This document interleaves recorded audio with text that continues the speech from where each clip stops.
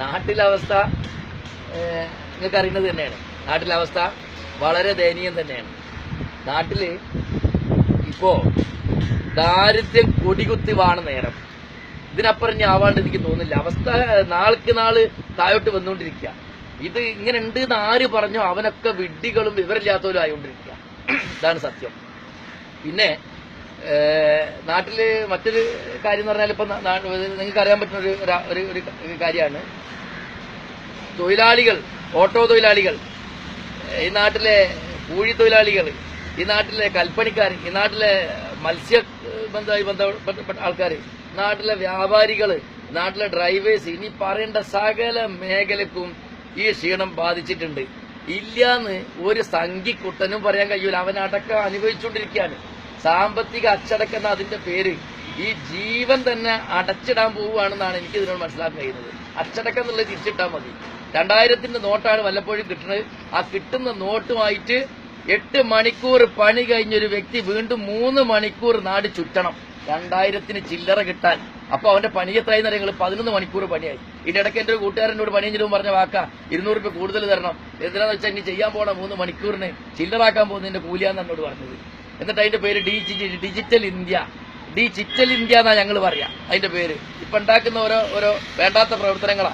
എന്നിട്ട് ഇതൊക്കെ അറിഞ്ഞുകൊണ്ട് മാനസികമായി ശാരീരികമായി ദാരിദ്ര്യം അനുഭവിച്ചുകൊണ്ടിരിക്കുന്ന, പീഡനം അനുഭവിച്ചുകൊണ്ടിരിക്കുന്ന ഓരോ വ്യക്തിന്റെ മുഖത്തേക്ക് നോക്കി സംഘിക്കുട്ടന്മാര് ചോദിക്കുന്ന ചോദ്യം എന്താണെന്നറിയോ?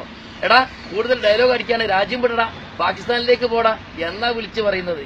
ഞങ്ങൾ ഏതെങ്കിലും നല്ലൊരു രാജ്യത്തേക്ക് എത്തിച്ച് തരുമോ നേതാക്കന്മാരെ? തരുമോ? അവിടെ വെള്ളത്തിന് പ്രയാസം, നിങ്ങൾ ഈ പറഞ്ഞ നാട്ടിൽ വെള്ളത്തിനും പണത്തിനും അതല്ലെങ്കിൽ തന്നെ ആഹാരത്തിനും സ്വാതന്ത്ര്യത്തിനൊന്നും ഒരു കുറവില്ല. എവിടെങ്കിലും നല്ലൊരു നാട്ടിലേക്ക് എത്തിച്ചു തന്നാൽ മതി. അത് മാത്രമേ നിങ്ങളോട് പറയാനുള്ളൂ.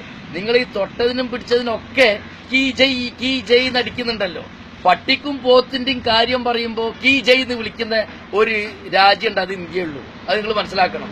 ഇവിടെ നേതാക്കന്മാരുടെ കാര്യം പോട്ടെ, പട്ടിന്റെയും പോത്തിന്റെയും കാര്യം പറയുമ്പോഴും നിങ്ങൾ കീ ജയ് നടിക്കുന്നത്. ഞങ്ങൾ ദാരിദ്ര്യം അനുഭവിച്ചുകൊണ്ടിരിക്കുമ്പോൾ മാന്യമായ രീതിയിലുള്ള സംസാരമെങ്കിലും നടത്താൻ നിങ്ങൾ തയ്യാറാവണം. എന്നിട്ട് പറയാണ് പോടാ പാകിസ്ഥാനിലേക്ക്, അല്ലെങ്കിൽ പോടാ മറ്റു രാജ്യത്തേക്ക് എന്നൊക്കെ.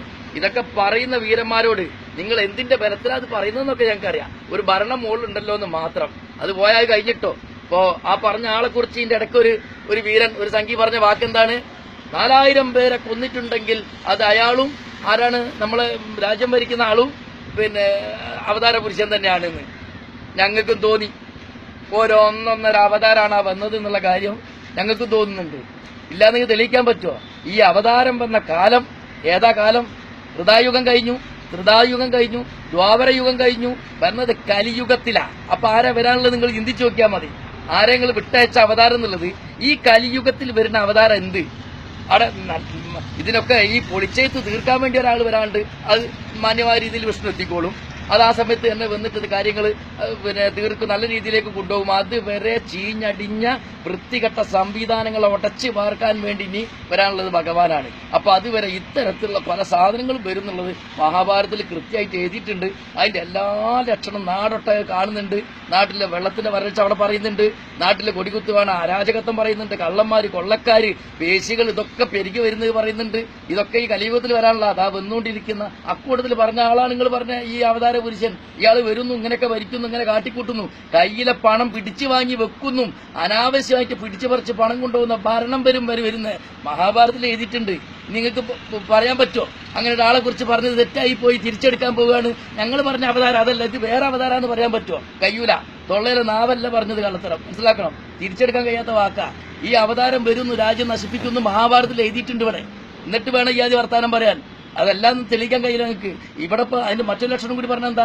നല്ല രീതിയിൽ നടക്കുന്ന പല വ്യക്തികളും ദുഷ്ടന്മാരായി തീരുന്നു, ദുഷ്ടന്മാരായിട്ടുള്ള പല വ്യക്തികളും നല്ലവരാവും പറഞ്ഞിട്ടുണ്ട്.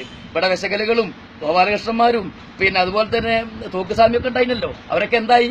മാന്യമായ രീതിയിലേക്ക് ചിന്തിച്ച് അഴിവ് വരുത്തി തെറ്റുകുറ്റങ്ങളൊക്കെ പറഞ്ഞുകൊണ്ട് മാന്യതയിലേക്ക് വന്നുകൊണ്ടിരിക്കുക അവരൊക്കെ. അതാണ് ശരി. അപ്പം തൊട്ടിപ്പുറത്ത് നേരത്തെ പറഞ്ഞ അവതാരം പറഞ്ഞ ആളും അതുപോലെ തന്നെ ഒരു രാധാകൃഷ്ണൻ ഉണ്ടല്ലോ, മറ്റൊന്ന് കമലിനോട് പോകാൻ പറഞ്ഞവൻ, ഇവനും അതുപോലെ തന്നെ ഒരു വീരുണ്ടല്ലോ ഉള്ളിസുര, ഇവരൊക്കെ എന്താ ചെയ്തത്? ഇവരൊക്കെ മാന്യമായി നടന്ന ആൾക്കാരായിരുന്നു. തലകുത്തനായി ഇതൊക്കെ തന്നെയാണ് നിങ്ങൾ പറഞ്ഞ അവതാര പുരുഷന്റെ കലിയുഗത്തിലെ അവസ്ഥ എന്ന് മനസ്സിലാക്കിയാൽ മതി. അതിനോട് നല്ല ഏതെങ്കിലും രാജ്യം ഉണ്ടെങ്കിൽ ഒന്ന് അവിടെ എത്തിച്ചേരാനുള്ള സപ്പോർട്ട് ചെയ്യണം. എവിടെങ്കിലും വെള്ളം വെളിച്ചും വായും നല്ല തീറ്റും സ്വാതന്ത്ര്യമൊക്കെ ഉള്ള ഏതെങ്കിലും രാജ്യത്തേക്ക് എത്തിച്ചേരണം. ഈ രാജ്യം പോണ പോക്കാണ്, ഈ ലെവലിലാണെന്നുള്ളത് ഉറപ്പാണ്. അത്രേ പറയാനുള്ളൂ. ഇനി രാജ്യത്തിന്റെ പേരും പറഞ്ഞിട്ട് വീരവാദം പറയണ്ട, അത് നിങ്ങൾ നശിപ്പിച്ച് കൊളാക്കിയിട്ടുണ്ട്. ഇനി വേറെ എന്തേ പറഞ്ഞു.